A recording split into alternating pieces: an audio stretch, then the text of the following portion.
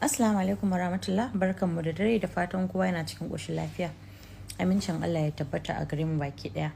To gaskiya sau da yawa idan mutane suna ƙin yin taimako, kada a ga laifinsu saboda wasu taimako yana zama wa jarabawa a gare su.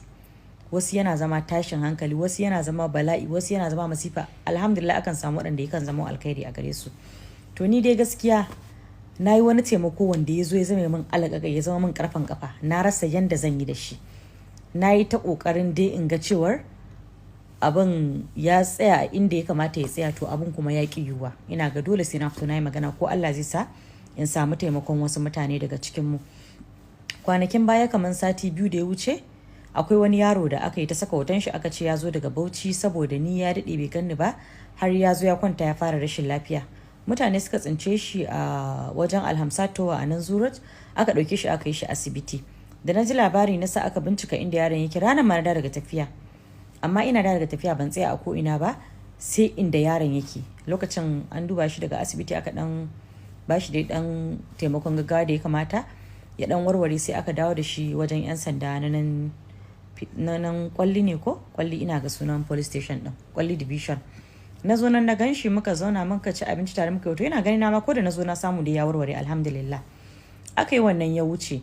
Da washe gari zan sa a mai da shi, sai aka yi shawara akan kwara a kirawo magabatan shi, tunda sanda aka yi postin da abin shi an samu wani makwabcinsu da ya kira waya ya ce ya san shi.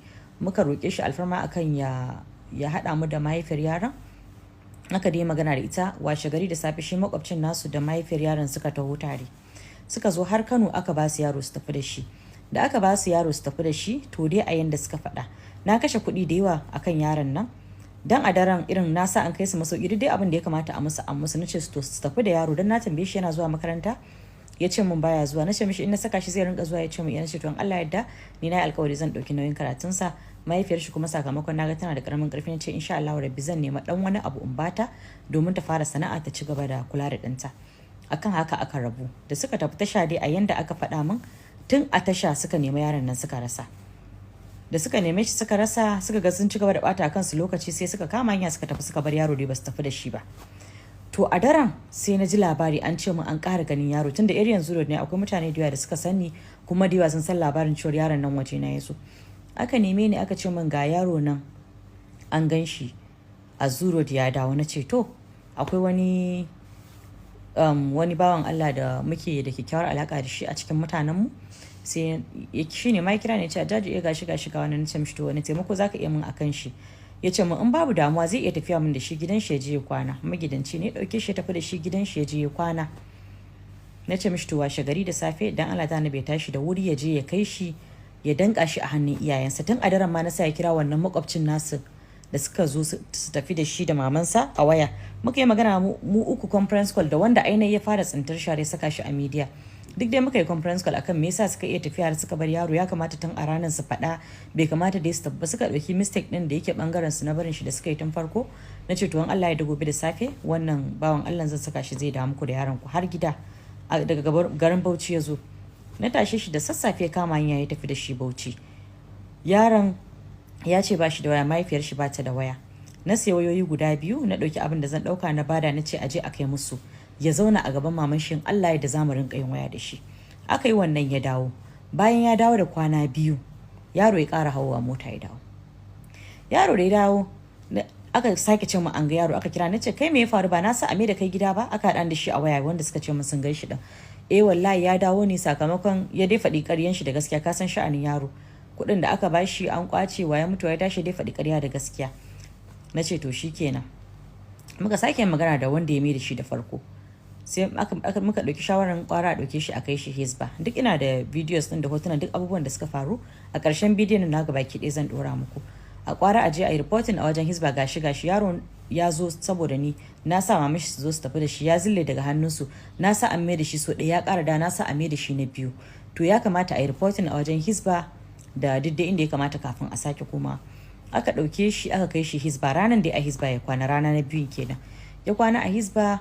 Suka yi rubutu, aka yi takarda, ma'aikatan Hisba suka wakilta mutum guda 1 akan aje a kai yaro gaban iyayen shi. Aka kai shi, aka samu baban shi da maman shi da mai anguwa ne ko mai gari ne, aka dai sami dattawa dai wanda suka kamata a ce an sanar musu. Aka ce to gashi gashi nan yaron ku yana zuwa wajen wannan baiwar Allah, ta ce ita a maido da yaro ya zauna a gaban ku da sauransu. Aka dai magana da za aka yi rubutu komai da komai idan yaro ya ƙara dawowa ba waje na ya zo ba.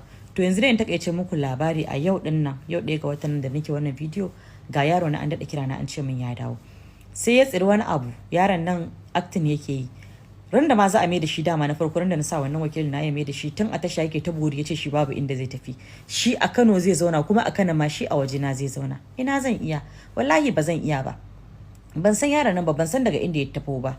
Taimako na yi domin Allah, babu dalilin da zai sa a ce dole sai na zauna da yaro. Ni ma ba zama nake waje ɗaya ba, sana'ata yau ina nan ina can, ba na zama waje ɗaya, ba zan ma iya rike shi ba. Allah ya gani ba zan dora maka na abin da Allah bai dora min ba. To yanzu haka magana da nake muku yanzu a daren na an ƙara ce min an ga yaro yana can yana kwance a wani waje, an bayar min bidiyo an tura min shi ma bidiyon zan dora muku. Yana can yana tabori yana birgima, wai yaron nan sai ta da aljanun ƙarya yayi ta rashin mutunci kawai saboda a ce da gaske ne shi babu inda zai zauna a Kano sai a waje na. To taimakon da Allah ya mun tun farko, dama ba a ma danganta shi ma da inda nake ba. Duk abin da za a yi sai aka yi shi akan hanya. Wannan mutumin da ya je ya kwana a gida ya ƙara koma gidansa shine ran da ya kai shi Yisba kenan. An dai yi komai a rubuce, an yi komai da wajewa. To ni dai yanzu ban sani ba, ban san su waye za su iya taimaka ma akan wannan kes din ba. Ni dai dan girman Allah a raba ni da yaron nan, a raba ni da shi. Taimako ne na niyyar dan Allah.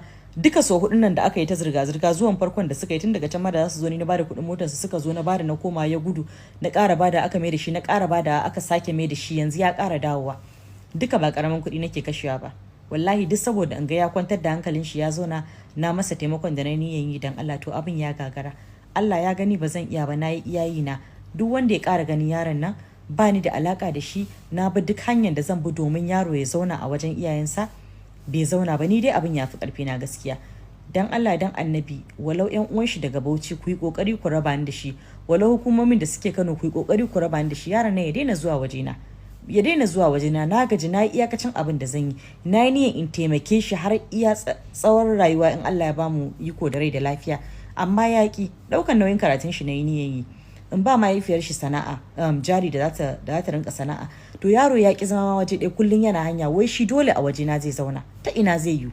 Ba a rayuwa haka. Ni dai dan girman Allah ina roƙon alfarma a wajen ƴan uwan shi da iyayen shi da makwabtansu da ƴan garin su da kowa da kowa, dan girman Allah ku taimake ni ku raba ni da yaron nan. Kwanaki akwai wata baiwar Allah da ta shiga irin wannan matsalan a TikTok din nan, ita kuma akan yar aiki ne, ba sai na faɗi sunanta ba amma ta sani. Ita ma na ga ta yi ta postin akan irin wannan kes din. Ashe abin yana zuwa kaina. To Allah ubangiji ya kiyaye. In ma wani abu ne yaron nan yake nufi na da shi, Allah ubangiji ya min tsari daga sharrinsa. Nagode. Assalamu alaikum warahmatullahi.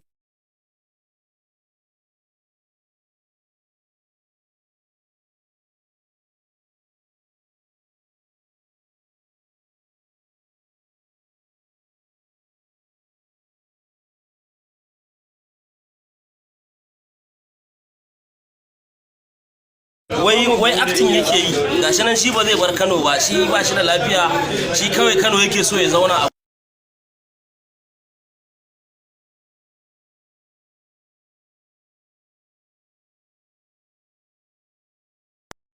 kuma Allah madaukakin sarki ya sa wannan yaro an kawo shi hukumar Hizba, kuma yau insha Allah za mu danka shi ga wakilinki. In Allah so ya yarda kuma za a rubuta takarda za a bashi dan cewa dukkan wani abu da ya dawo ya zo ya zama na ce bayan kin tsame hannunki, in wani abu ma ya dauko to hukumar Hizba ta sani kuma yaron ma sani, kuma gashi a rubuce za a dauka a bayar.